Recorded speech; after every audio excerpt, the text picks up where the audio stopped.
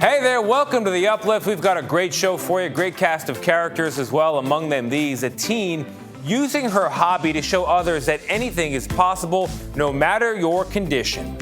Also, a little brother who has used his hard-earned money to make a big impact on his sister's life. What exactly did he give her? We'll tell you. Plus, a dad who bonded with his son on the floor of the House of Representatives. Why this congressman brought his infant son along for a big-time vote. Also, a history-making coach and her journey to the football field. And a girl with a special request for a unique pet. Did her dream come true? David Begnaud is there to find out. We'll tell you as well. Plus, our heartwarming videos, the ones you just gotta see. You're watching The Uplift.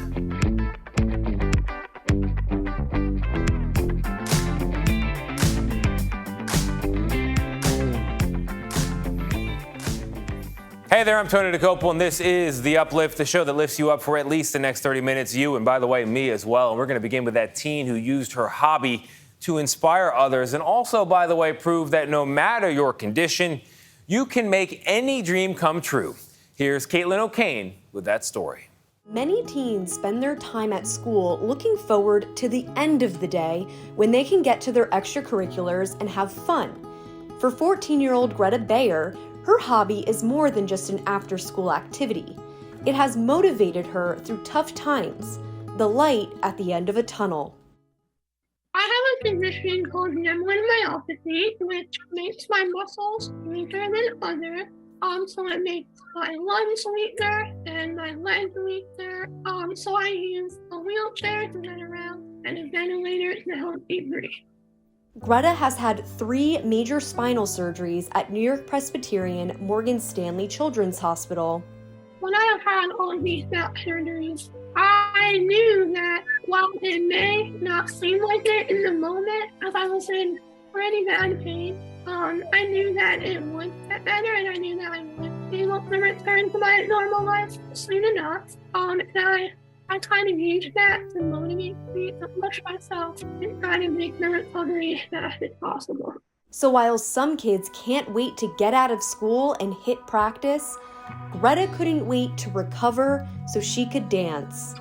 I just love dance so much because it's just a way to express myself and not think people would think that I can dance. I can do so many things that people do not think I can do. And dance is also just a way for me to explore my movement and my abilities and use the equipment that I have, like my wheelchair, to create beautiful choreography. She's part of Born Dancing, a dance company for people with disabilities. It really is a thrilling experience. When I get up on stage and dance, I feel exhilarated and so excited just knowing that all of those people in the audience are there to see me and to see my partners. Dancing helps Greta express herself, but it also inspires others. People like me may often think that they can't dance. It kind of gives this message that everyone can dance, and even the slightest bit of movement. She's a star on stage and also a star patient for Dr. Vitale, proving no matter your condition, you can overcome obstacles and follow your dreams. This is really what it's all about. When you see a kid on the other side doing the types of things that Greta's doing, it's amazing. And it gives, the professionals, but also the lay people, sort of courage and fortitude and resilience to keep on going and getting to the other side, because there's so much out there that Greta deserves and gets to do right now. So it's inspiring for everyone. For those who don't get to see Greta on stage, she hopes to inspire them with her blog, where she advocates for people with disabilities. It's the same one. There is a lot of ignorance regarding the subject, and I think that many people aren't educated nearly enough on things like what are the right things to say and what are the right things to do. And I make it my responsibility to teach people that. Dance isn't just an activity for Greta, it's her motivation. And Greta isn't just a teen, she's an inspiration. I think one of the most beautiful things about dance and about Greta's voice in this is it disrupts a notion of what people who don't have the same abilities as everyone else can achieve, can be like, can do. Her dancing disrupts people's preconceptions about what dance should be or what it has to be. I love to show the things that I can do and show that I do really have an amazing life, an amazing opportunity. And many people do pity me and assume that I don't live a good life. But I want to prove that I do by doing things like dancing.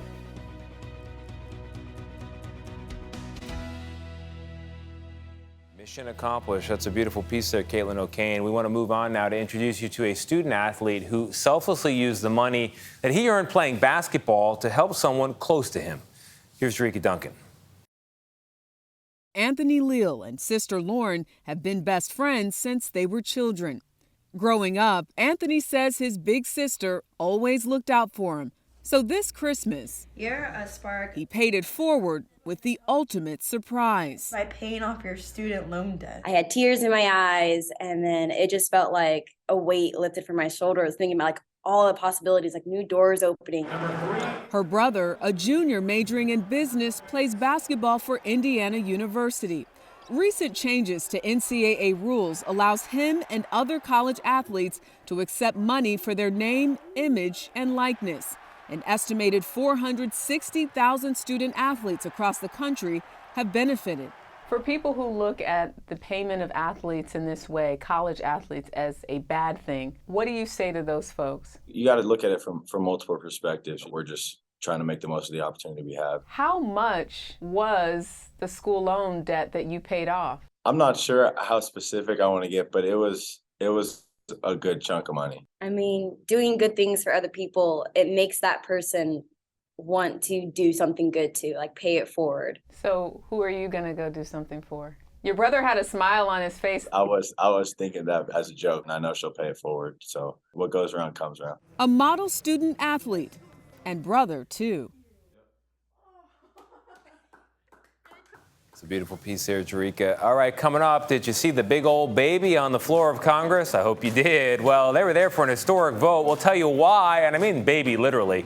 From Congressman Dad, he'll explain. Plus, a 7-year-old asked for what now? Say again. Find out what unique pet she tried to acquire.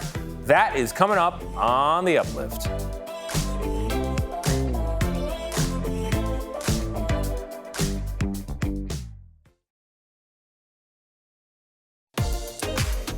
Welcome back to The Uplift, and upon these pink pages, I got those heartwarming videos, the ones you just need to see. And the first one comes from Adrian Galera in Los Angeles. He says his 73-year-old godfather Pedro had always wanted to go to a music festival, so Adrian took him to his first.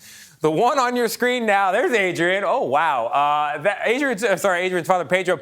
This is on New Year's Eve, and as you can see, Pedro really fully embraced Music Festival #1. Even got on someone's shoulder there, dancing the night away. I don't recommend getting on someone's shoulder. Never safe at any age, but he's having a great time. His friends say they think he enjoyed it. I think that can be confirmed. Getting down, Pedro. Wow. All right, to our next story. Going to be hard to top that, but it's a mom who says her daughter has the best reactions to gifts. You decide.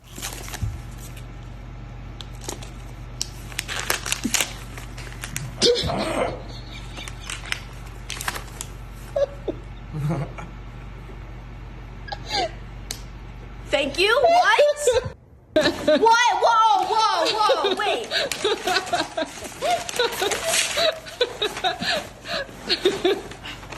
Yo! This will cost $1 million! Oh! Yeah, I would say pretty good reactions. Definitely top 5. Nice video, Mom. We got another video from a mom.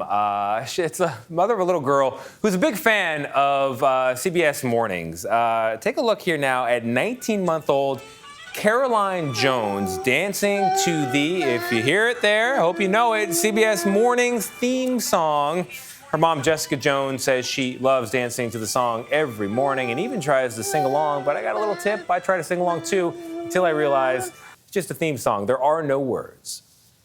Coming up, a congressman who brought a very special guest to the House floor. We'll tell you why this baby, that one right there on his chest, was there in his arms as political history was being made.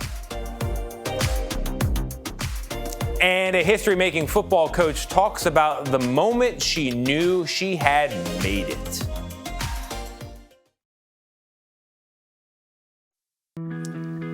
Mimi Bolden Morris spent her life around football, and now she's making history in football. Here's Dana Jacobson with more. So one of my first couple weeks of the season, I had one girl who just had gotten into Michigan, and she was like waiting on the steps to talk to me, just to have a conversation about what I'm doing, how she can get involved in football, and just really to get to know me. I was so shocked. I was like, okay, like now I see yeah, it. I see it. Yeah. Oh, that's cool.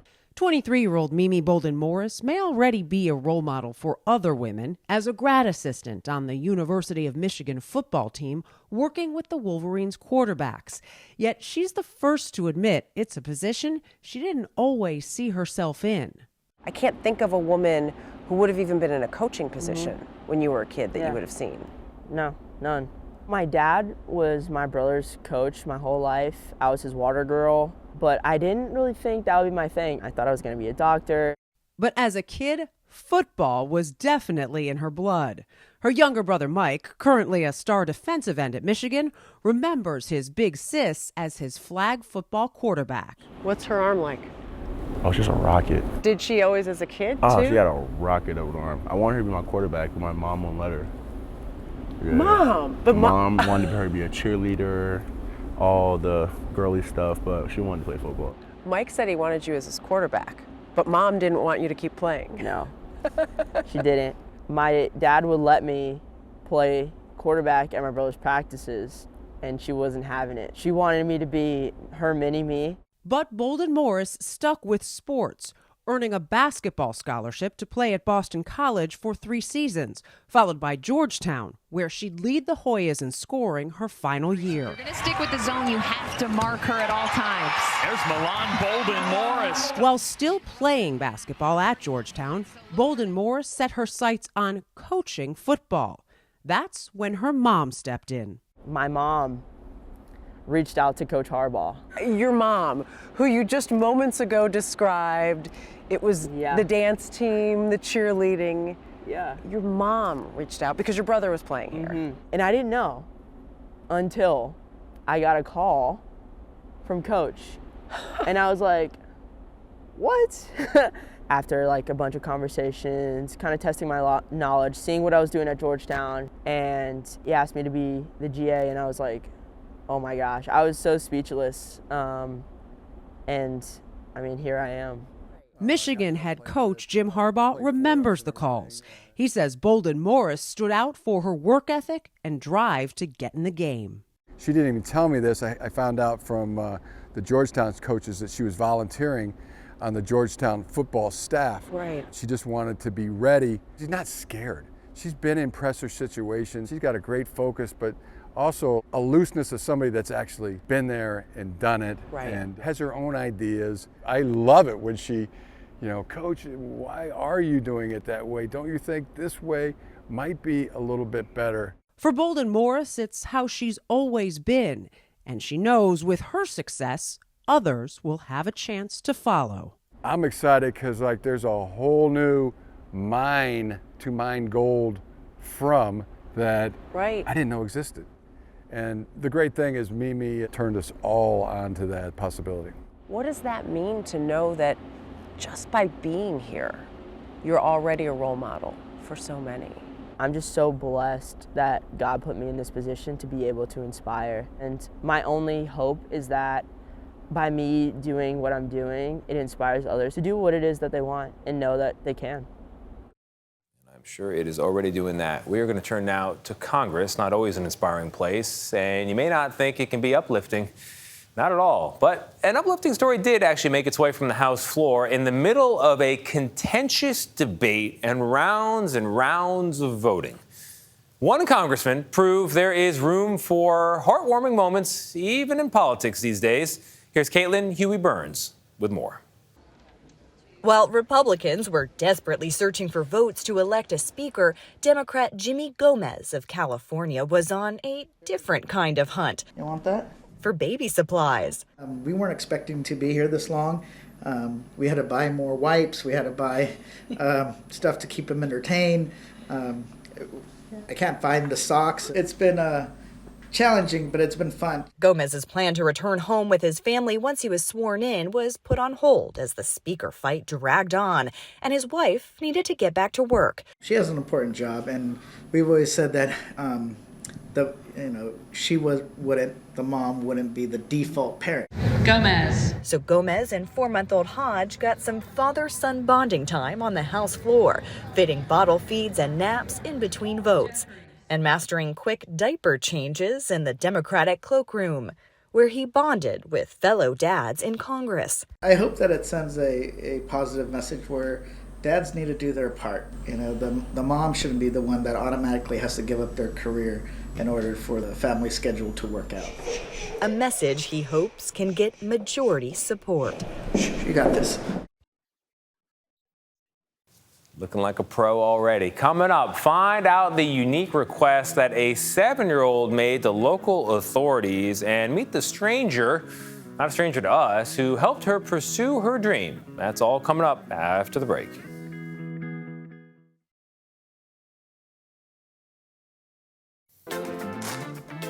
When a 7-year-old made a unique request for a pet, strangers stepped in to help her pursue her dream. Here's David Begnaud with her story. Here's my room. Aha! Enter Madeline's world, and you come under the mystical spell of a mythical creature. What is it that makes unicorns so special? That their magical horn. It grants you magic wishes if you ask. Yeah. Double rainbows in the sky, magic purple butterflies. At 7 years old, she is obsessed with unicorns. They live in the magical forest of Scotland. That fictional beast, so beloved and popular, is the real national animal of Scotland. In Celtic mythology, it is a symbol of purity, innocence, and power. And have you been to Scotland? No. So what's the plan to get your unicorn? Well, I'm going to take an airplane. Okay. And then I'm going to find the unicorn in the magical forest and bring it back on the airplane. Madeline has been smitten with the unicorn since she was 3 years old and can tell you anything you want to know. And what else is involved in taking care of it? Making sure it sees rainbows, sunlight, and moonbeams. So I'm going to make the barn have a glass roof. This one. Back in November, Madeline told her mom, Leilani, that she wanted a real unicorn. So Mom suggested that Madeline learn the rules about owning a large animal by writing to the Los Angeles County Department of Animal Care and Control. I would like permission if I could have a unicorn in my backyard if I could find one. Now, Mom, there are things over the course of our life that we explore and come to understand. What's your intention sort of behind going through the process with Madeline? Well, Madeline's a very curious little girl. Anything that she proposes, we want to encourage and support. So when she came up to me with this idea, I thought, okay, we can do this, but let's do it through the proper measures of seeing what's required to maintain such a large animal. Enter Marcia Mayetta, the Director of Animal Care and Control for LA County. She got Madeline's letter, and she wrote her back. The first requirement is that she comply with all county regulations about keeping animals, that she had to feed the unicorn watermelon at least once a week because that's their favorite treat. She had to polish the unicorn's horn at least once a month with a soft cloth. And any sparkles or glitter used on the unicorn must be non-toxic and biodegradable. Of course. Well, after agreeing to follow those rules, Madeline visited the Animal Care Center on her 7th birthday to get her unicorn license, the first ever issued by LA County. It is bigger than me. I think the takeaway for parents is to support your children's dreams. Don't stifle them. I think it's really important that adults do that. When LA County shared Madeline's story on social media, it went viral, touching hearts around the world. I would just like to thank you for reducing me to a blubbering, weeping mess when I read about your beautiful piece of kindness to Madeline. I'm a 6-foot, 240-pound piece of British meat who has seen his fair share of savagery and nastiness in the world. Animals and humans alike should be grateful as you make the world a better place. We're just kind of riding on that wave of joy. While our fascination with the unicorn goes back to ancient times, they are as popular as ever today. And what's the takeaway for everybody who felt something from this story? That there's really still a lot of that innocence and just pure joy still out there, and it's a lot of fun to follow. Ooh, I have an idea. I'm going to go get a book to read to you. After all, a child's imagination is boundless. I think I've learned if you want something, then you have to ask for it. And to ask for it, you have to do something to ask for it. I love it. Oh, I want to ask for some more David Begnaud stories. I hope we get them because that closes out our show and it does a beautiful job of it. I hope this news brightened your day. I hope it lifted you up. If it didn't, you know what I always say? Reruns, they're free. I'm going to go find some more good news.